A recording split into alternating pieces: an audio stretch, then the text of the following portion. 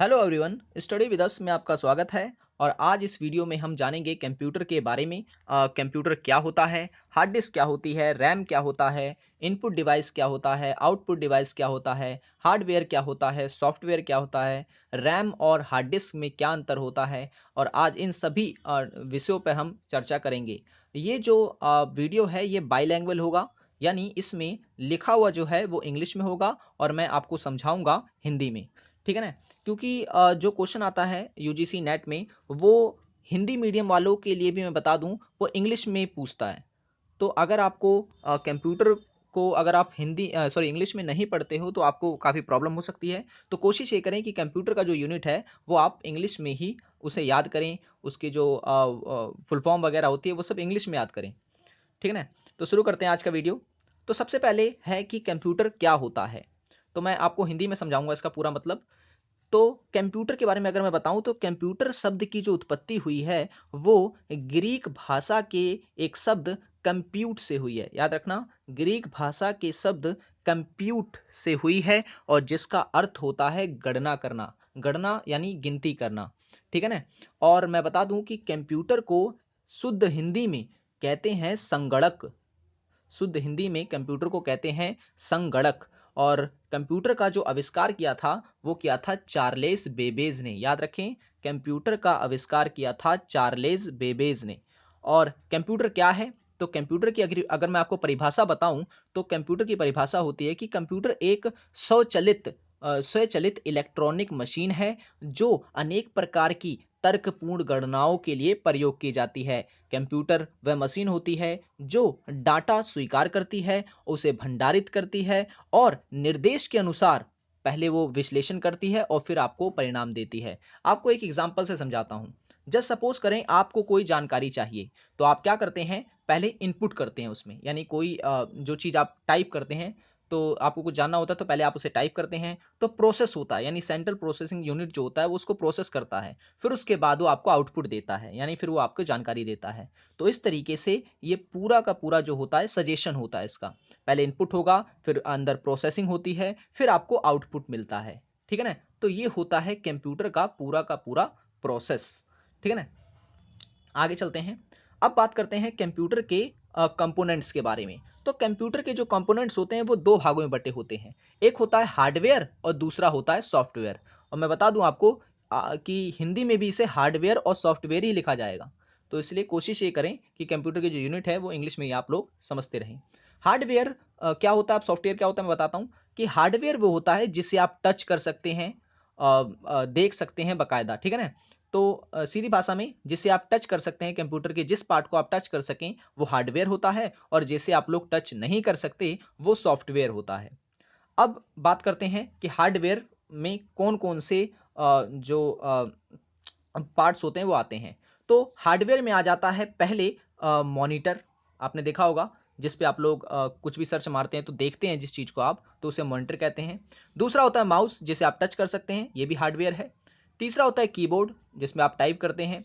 और computer data storage यानी hard disk जो आप होती है आपकी, हार्ड डिस्क, वो भी क्या होता है, हार्डवेयर होता है, क्योंकि आप उसे टच कर सकते हैं।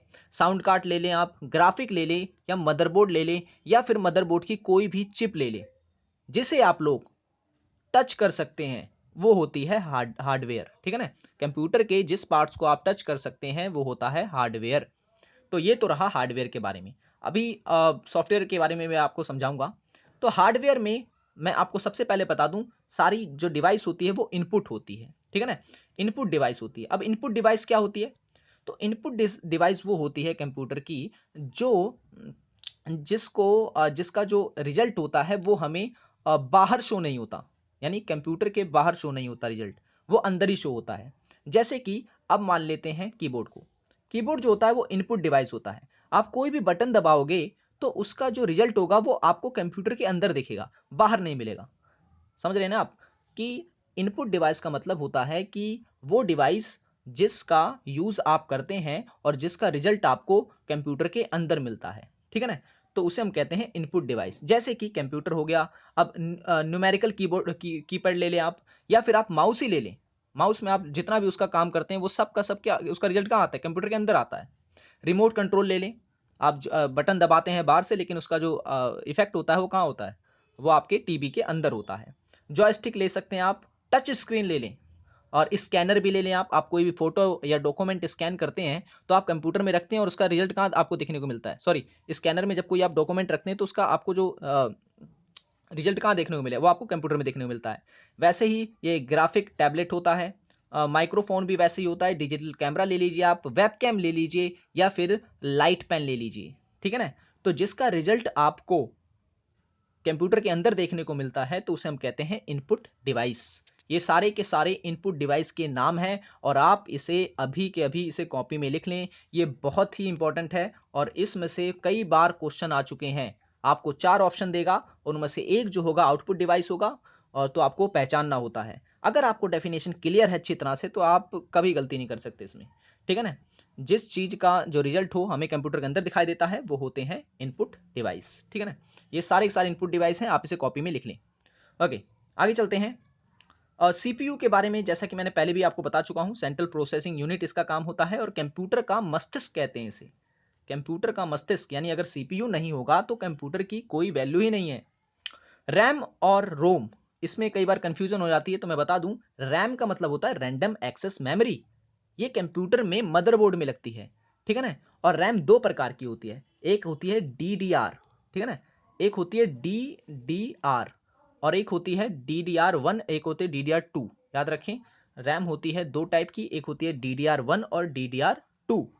और रैम का काम क्या होता है कंप्यूटर में, रैम का काम होता है कंप्यूटर की स्पीड को बढ़ाना, ठीक है ना।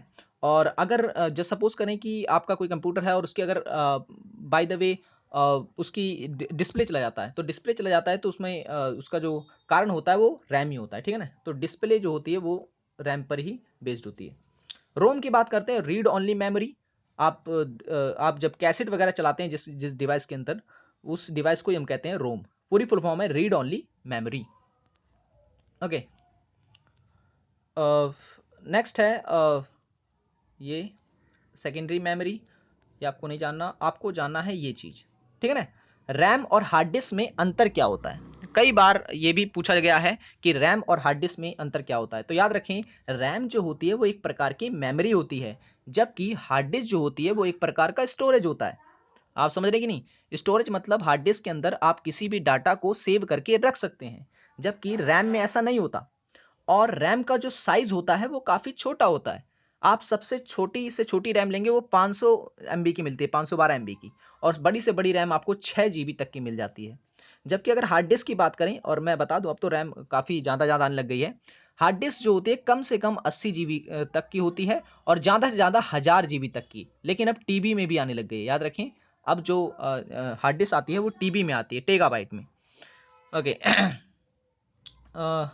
तो ये होता है खास तौर से इसमें। तो बेसिक अंतर आप इतना याद रखें। और जो रैम होता है ये टेम्परेरी स्टोरेज होती है, फाइल वगैरह को टेम्परेरी स्टोर करके रखता है, जबकि हार्ड डिस्क जो होता है वो परमानेंट आपके जो डाटा होता है उसको स्टोर करके रखता है। लेकिन अगर आपका जो सिस्टम है वो करप्ट हो जाता है तो आपका जो जो भी डाटा होता है पूरा का पूरा हार्ड डिस्क से लॉस हो जाता है, ठीक है ना, वो खत्म हो जाता है। तो रैम और हार्ड डिस्क में यही अंतर होता है।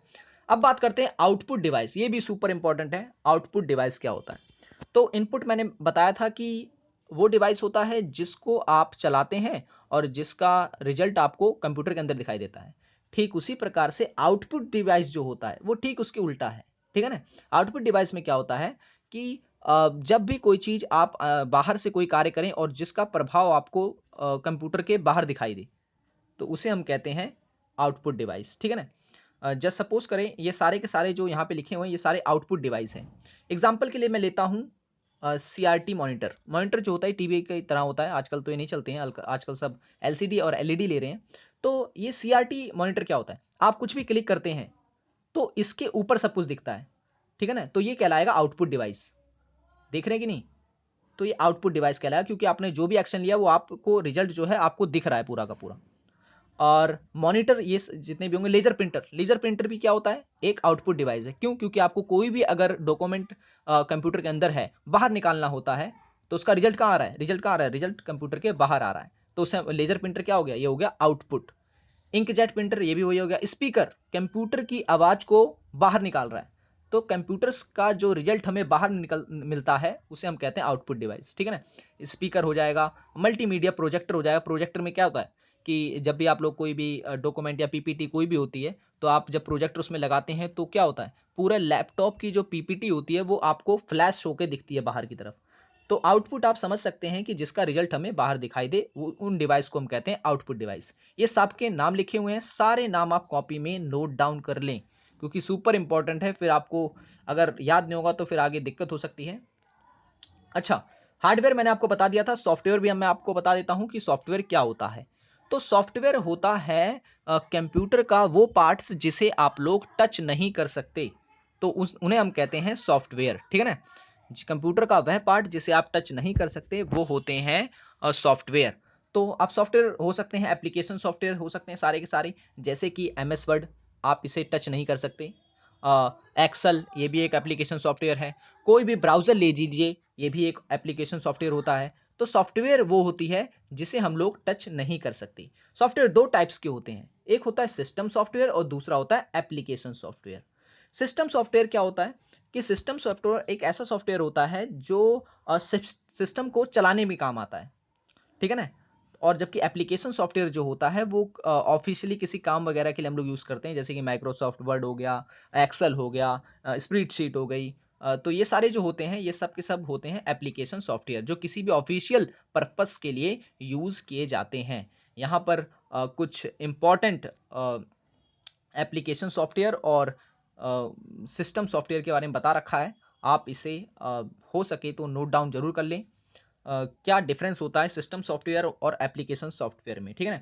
सिस्टम सॉफ्टवेयर यहाँ लिखे हुए हैं, माइक्रोसॉफ्ट विंडो जो होती है ये सिस्टम सॉफ्टवेयर है, और लिनक्स, यूनेक्स, मैक, डोज, ये सब जो क्या है, ये सब सिस्टम सॉफ्टवेयर है। जबकि एप्लीकेशन सॉफ्टवेयर मैंने आपको बताया, Opera, Microsoft Word, Microsoft Excel, माइक्सेल, और Microsoft PowerPoint, Adobe Photoshop, ये सारे के सारे क्या है, एप्लीकेशन सॉफ्टवेयर हैं। तो सॉफ्टवेयर मैंने आपको बताया जिसे हम टच नहीं कर सकते, और हार्डवेयर वो जिसे हम टच कर सकते हैं। सो इस वीडियो में हमने कई सारे जो टॉपिक्स हैं उस पर चर्चा की, जैसे कि कंप्यूटर क्या होता है, कंप्यूटर की विशेषताएं क्या होती हैं, इनपुट डिवाइस क्या होता है, आउटपुट डिवाइस क्या होता है, रैम क्या होता है, हार्ड डिस्क क्या होता है, दोनों में अंतर क्या होते हैं, और सिस्टम सॉफ्टवेयर और एप्लीकेशन सॉफ्टवेयर में क्या अंतर होता है। सो आपने अगर इसे लिख रखा है और आप इसे लिख लेते हैं तो आपके लिए काफ़ी यूज़फुल होगा। So thanks for watching this video.